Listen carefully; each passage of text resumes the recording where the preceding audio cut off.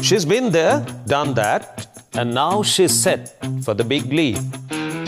On Duologue NXT, I explore how being the scion of the Lulu group had little to do with Shafeena Yusuf Ali making art a real calling. How does a canvas expand in discovering a new wave? Let's get her to paint her vision. This is Duologue NXT with me, Varun Das.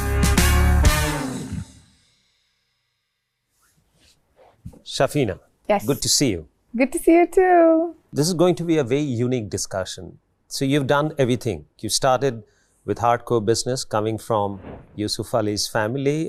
You did Table's Food. Yes. You've done 2014, which is, I think, real estate, hospitality. Yeah. Then you took your interest in art. You went and educated yourself in that field. Yeah. And then you came back and founded this RAI. Yeah. So this is now a profession or passion?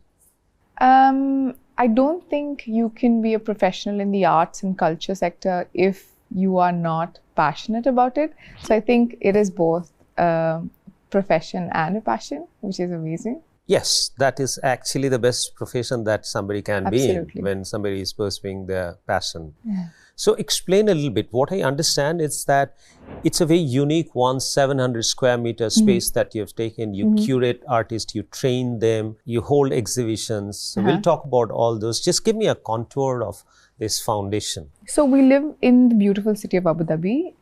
Here, there is a very large ingrown kind of idea of art and the culture.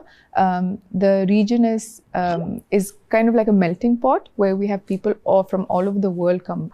People kind of celebrate everything from, Janmashtami to, Ganesh Chaturthi to Christmas to Eid and to Ramadan. Everything is celebrated here in this city, which is really, really beautiful.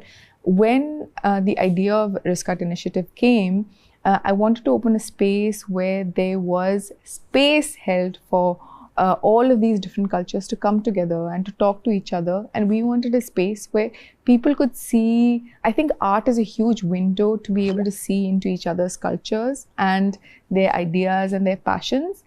And I wanted to create a space where you could be able to see these Excellent. with each other. And you just touched that. I feel art, any form of art, that's my hypothesis, that it is one of the rarest man-made concepts which unifies. Absolutely, 100%. Yeah, and you call it cultural capital somewhere, right? Very much so. So when you put, for example, an Indonesian artist next to an Indian artist, next to an Iraqi artist, there is a conversation happening. Yeah. And not just their works talk to each other, but these artists are talking to each other. And through this dialogue, real culture is created, and that's what we're trying to do with Riskat initiative. Cross culture. You also curate artists, right? What's the model? So what we do is we find either curators who kind of really tell these interesting stories, or we actually curate from the artists that we know and live in India or in the UAE or in the Middle East or around the world, to bring their artworks here and kind of showcase to the people of Abu Dhabi and even people who come to Abu Dhabi their works. So how we do this is by really creating what is the idea that we want to talk about. For example, our last show was called Being is Elsewhere, and it was the idea that here there are so many people who live in this country and call it home, but also call another place home. For example, like I would call India home and the UAE home, and for example, maybe London home because I lived there for so many years. But this idea is ingrained in so many people's hearts and lives. So we had this show that was kind of epitomed by a Zarina Hashmi piece, who kind of really talked about where is home and her identity. So tell me, overall, what would be the business model, if that is a business at all? Finally, how do you make money, or how do these artists make money? Do they come here only for their passion, or they finally have some profession or some means of livelihood from there? Of course. So artists, I think, create art not because they can, it's because they cannot stop creating art. That's right. It's an expression. Yes, it is an expression. Yeah. So I think the artists have told me that, especially the artists who have taken a break from their work to do something else in life because they think that makes more money, etc., they have never been sadder or more depressed than when they left their art. And I think that's the sign of a true artist, when you cannot stop working. I think essentially what a true artist is. But then Rai as a model, one of my masters is in social enterprises, social impact from University of Cambridge. There, what I learned is how to create social enterprises. Social enterprises are, enterprises that are aimed towards a social cause. For example, ours is to create significant impact in the arts and culture sector. So that is how do we support artists? How do we, for example, show new artists? How do we offer fellowships? How do we offer art residencies for artists to come and live in Abu Dhabi with us for 3 months, where we take care of everything from housing to visa to ticket to all of that. So we basically curate these shows. We sell artworks from the shows. Right. And the money goes into supporting these artists, from fellowships to residencies to artist prizes to mentorships to workshops, etc., etc. So basically, I'm very close to art, as I told you, that I'm not a creative person, but I say that I create commerce out of creativity. Right. Because I firmly believe that if creativity is not self-funding, how will it be sustained? Somebody has to fund. Either it has to be funded by the state, or it has to be self-funding. Yes. So that's what I believe that you're trying to do. You're trying to give them a platform. You're trying to hone their skill. They're earning that money from their own work, because art is an expression. He's not talking about his commercial upside when they're drawing something. I believe that there should be an ecosystem or somebody or a set of people who would be creating commerce out of that art. The expression continues, but at the end of the day, the expression through art should also bring them their livelihood. Completely agree. And that's exactly what Rai was created for. It is created as a way to create this ecosystem for the artist to not have to worry about that, where we are able to give them what they need to have a livelihood so that they can express. We have an artist who is from Bangalore. Her medium is smell. How do you sell smell? So, I mean, these are the things that we are really looking at as an expression. And her smell that she has brought in here is the smell of rain. So it's what? You're supposed to look at the art and you feel that the fragrance of that? No, there's nothing to look at. You only smell it. You only smell it? Yes. On last year, we had a show that was completely based on sound. And one of the artists, for example, he had this incredible, it's called Open Group, and they're from Ukraine, and they had basically shown at the Venice Biennale this year as well. And they went around to many people from Ukraine and got them to make sounds from warplanes or guns or etc., because he wanted to record what that sounded like from their voice. So it was a sound piece and there was nothing to see. It was just sound. But that's what artistic expression is about. It's no longer about seeing something visually. There is 5 senses for a reason. Yeah. And how do you kind of use those 5 senses to create and use these artistic expressions? We had 580 applications for people to come and live with us in Abu Dhabi for 3 months. Last year, we had 360. So they don't pay? These are all pure play scholarships? Yeah, exactly. How do you make your revenue? We have corporate collections. And they have a target? A sales target? Yeah, absolutely. You came from a family which is almost like a legend. It's $8 billion worth. My father used to make sure that his employees used to send money back to their mothers or their fathers, because that's who he saw waiting outside his door asking him, can you please give a job to my son or my daughter?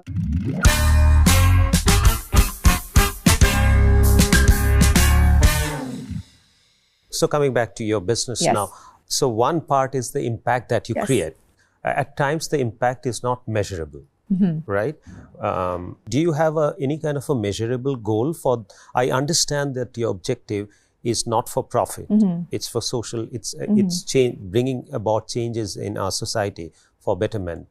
But did you have any goal in front of you? I think the social impact and social enterprises, that's what it aims at, that it is measurable. So you put in measurable goals. For example, tell me yours. For example, at the moment, we have shown over 120 artists from all over the world in Abu Dhabi, many of whom have never shown in Abu Dhabi before. That is, I think, an impact. For example, this year, we had 580 applications for people to come and live with us in Abu Dhabi for 3 months. Last year, we had 360. So they don't pay. These are all pure play scholarship. Yeah, exactly. So it is sort of like a scholarship. It's called an art residency. Art residency. So their creation would get sold from your gallery? No. So that is an added pressure that we didn't want to put on the artists. Sometimes the artists want to do research. Sometimes they want to create an artwork. Sometimes they just want to experience Abu Dhabi and create something out of that. So as long as you have clear, measurable goals. So you get more applications than what you accommodate? Yes, we only have 4 spaces, but this is what we do. This is what we as an organization do. We try to bring these people. So how do you make your revenue? These people are coming, you're funding them, yes. You're training them, you're giving them residency, yes. You're giving them a platform. Yes. Then who pays for it? This is what our sales team does. When we sell artwork from our other shows, the money from that kind of goes into. So art selling, art proceeds, it goes into this. Yes. So you have a sales team too? Yes. And how do they go about selling these art pieces? To the builders, to real estate people? We have collectors, we have corporate collections. And they have a target? They have a sales target? Yeah, absolutely. They have a sales target. Yes. Okay, so it's an organization, full-fledged organization which is running in parallel. Yes. So your Oxford degree is coming into play there. Yes. And your Cambridge degree is on the other side. I think that's the point. So you came from a family which is like we from outside. He's almost like a legend, Mr. Yusuf Ali, from where he's $8 billion worth, and from where he started. I think he made his move to Abu Dhabi, to UAE, maybe in 1973. Yes. And where he has reached in 4 decades. So he definitely is a legendary figure. You come from that family. You're 3 sisters, yes. right? So how did your childhood dinner table conversations go, or a breakfast conversation on a weekend? Did you talk about business with your 3 sisters and your father being there? I think the inclination was more about kind of the impact, less about the business conversation. It was more about what did we do to support the ecosystem that we're trying to create. There was a point in time, I remember, my father used to make sure that his employees used to send money back to their mothers or their fathers, because that's who he saw waiting outside his door asking him, can you please give a job to my son or my daughter? And he wanted to make sure that they were. So this is the kind of, I think, impact that was made on me. Financial independence, which is what I'm saying. That so do you think if there were 3 boys instead of 3 girls, the conversation would have been more around the business and creating something for themselves, financial independence, building from where he's leaving it? And because he was talking to his girls who were very close to his heart. Right. So then I think the focus was more on being good human being. I think my mother has a huge part to play in it. So my father being who he is the magnanimous, incredible human being that he is. My mother, who is his silent kind of force, she really gave us roots in that sense. She is still, for example, the one who we are renovating a house at the moment. We're living with her. She's the one who still wakes up at 6 in the morning, making sure her grandkids have breakfast and making sure their uniforms are ironed. And she's always the one who's taking care of everyone in the house, making breakfast. And she learned how to make bolba, which is kind of, I think, the trendy drink between the youngsters because of her grandkids. She's the one who wants to make it for them. And the kids now refuse to have boba from anywhere else in the world because obviously the grandmother makes. Do you want to grow up like that you would have that kind of attachment with your grandkids, or you want to make a mark for yourself in a larger arena, which is beyond your home? I think both these things are not mutually exclusive. I think it is very much possible to do both in many sense of the word. The world is no longer tied by you as a woman have to be a homemaker, or you as a woman have to be. Fortunately, but I still feel there are a lot of ground to be covered. Yeah, there. very much so. But it's no longer, I think, mutually exclusive things. My kids, for example, are champions of what I do. They are the ones who, for example, if we have a gallery opening, they are the ones who are there in my gallery 2 days before to make sure, oh, is there anything we can do? Tell me about this artwork, talking to the artists and learning these interesting conversations. So they are kind of, I think, champions of me and the things that I do, and are so proud of where their mom and dad do. So I don't think it's mutually exclusive to kind of say, oh, this is... So you want to be that too, but you want to create an identity and make an impact in the larger world as well. But also it takes a village to raise a child today, in today's world especially. You can't say that, oh, I'm the parent and everything that this child is coming in contact with is going to come from me. That's not the truth. It's impossible. Yes, of because course. of the digital world. Exactly. They're global citizen. Exactly. It's not even just them or their friends and their parents. It's also the greater digital world, right? Completely. So it's the and value. They'll have more influence because... Of course. So it's the value. It's the value comes from not just me. It comes from my sisters. For example, their families and how they've raised their families. In today's time, right. Kids will grow in their own direction when they grow up. Well, what's in our hand is that what we want to do with our life to a large extent. And you're very young. Tell me, it's a very fundamental question that if I have to ask you to give an order of priority between three aspects, which is your family, your profession, and yourself. I think these are the three units you deal with. Right. So if I ask you to prioritize this, what would be your order of prioritization? If you don't have an answer, you don't have to. I just thought that... I actually do. I have a theory which is called the glass and paper theory. Is it sometime there in your mind that your requirement is always a paper thing? My father has taught me extensively. Like, he is never late for anything. So I've learned from your father that even if he's there for 15 minutes in a gathering, made full use of that 15 minutes. 100%. So the perception is that he had been there for an hour. Exactly. It's a fantastic example. So tell me, where do I see you 5 years or 10 years down the line as far as your work is concerned?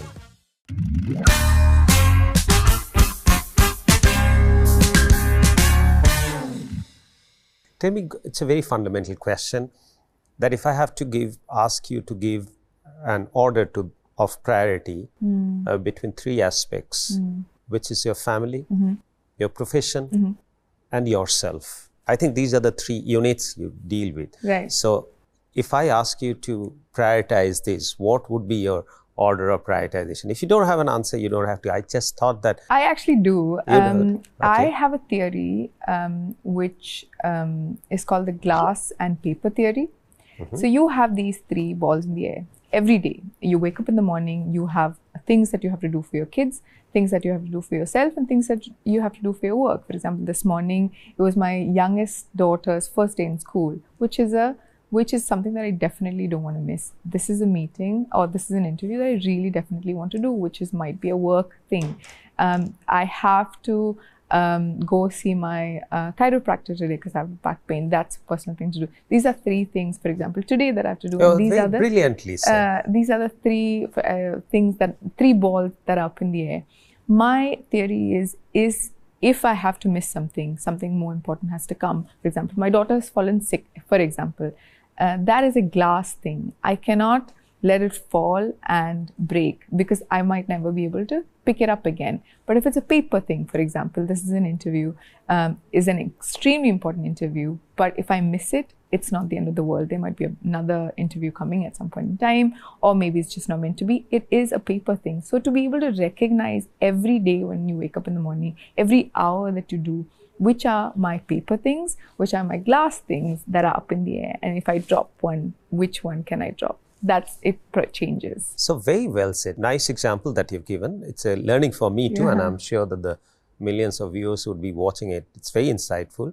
Your coming 10 years, how do you think that Will there be an order in this priorities, or they? I think I would say in the past 5 years, I have worked up to this theory in the sense of, yes, let's take each moment by... Right, collectively, how what did it happens come when you are, I think, a working mom, and I think this is true for any human being, not just a working mom, but anyone, is to time yourself meticulously. And this is something that my father has taught me extensively. Like, he is never late for anything. His timing is perfect. His memory is incredible. He will walk into a crowd. He will stay there for 15 minutes, but he will make those 15 minutes count.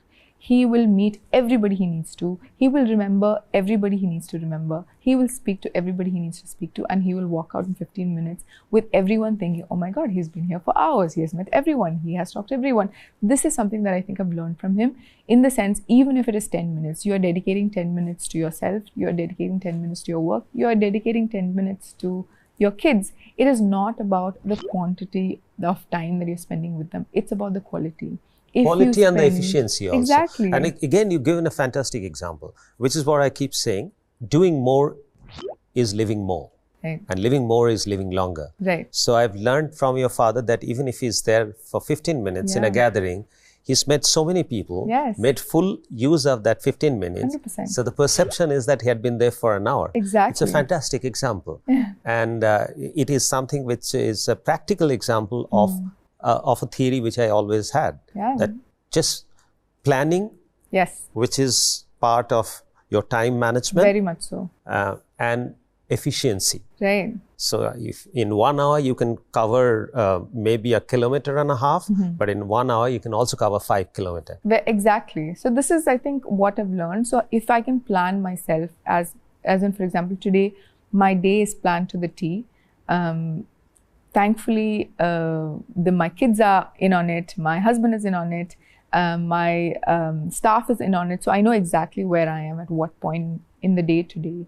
And to be able to kind of stick to that, unless there is an impending kind of emergency in any of these 3 scenarios, I'm going to follow it to the day. So it's really about that. I think in the past 5 years, that's what I've worked towards, to be able to give myself more time. But in the next 10 years, I would say that the kids are growing up, they need me less. So I would say, yes, for example, for sure, more time would go into myself or my work, or either. So tell me, where do I see you 5 years or 10 years down the line, as far as your work is concerned? The dream is to actually expand right to the point that we become a huge cultural hub in Abu Dhabi, not just for people in the UAE, but also people from all over the global south, or the majority world, to come and spend Lalit time Kala with Kerala, that you've done something. You wish to come to Kolkata. That's for sure. This is the cultural dialogue that I think is extremely important between India and the UAE. There is a large kind of, I think, social and economic and cultural element, but in terms of arts, there wasn't enough kind of relationship. So then how would you measure that, as you said, that this also you are looking at in some kind of a business model where you have a goal, you have a target. So 10 years, if I have to say that 10 years or 5 years, Shafeena has done that 1, 2, 3 things, which is there in your planning. So what are those things? So I think the plan is to kind of expand this residency program into all over the world, where we can take artists from India, from UAE, and send them to all over the world, or actually bring artists from all over the world to India and to UAE constantly throughout the year. And you would be self-funding. I mean, you would generate that funding from your initiative. For sure. It is also to create a huge cultural hub where we have artists coming in all the time, working there. We are able to create an extremely amazing fabrication lab. I want to create one of those spaces where performance art is an extremely important aspect, where we get performance artists from all over the world, and the majority world essentially, to come into Abu Dhabi and showcase their work as well, to be able to record that, do publications, do academic books. So it's a long list. So I'm sure that you started with art per se, but you'd expand to performing arts. And I'm sure that I would get to know, we'd have more interaction. I would get to know about your plans. And we'll see that whether our lines converge anywhere or not. For sure. And thank you very much for coming to Duologue. Thank you so much. It's been great talking to you. Thank you. Wish you all the best. Thank you so much.